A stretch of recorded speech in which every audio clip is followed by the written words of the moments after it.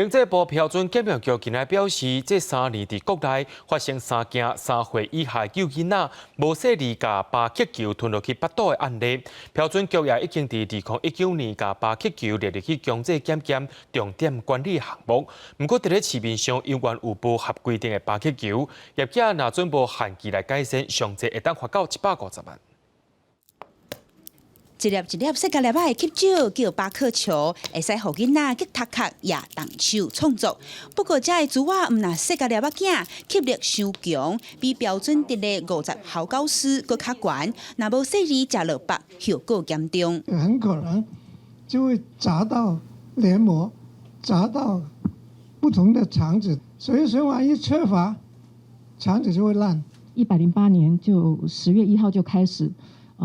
列检，列为验尸检验项目。经济部标准检验局和消基会2020年伫咧市面买15件有吸酒的佚佗米，其中巴克球有6件是列管进前的商品，因为吸力伤大，塑化剂超标，商品标示无清楚，无下消保法。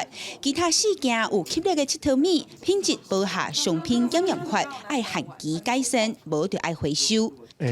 列检前的商品基本上它需要符合消费者保护法的规定。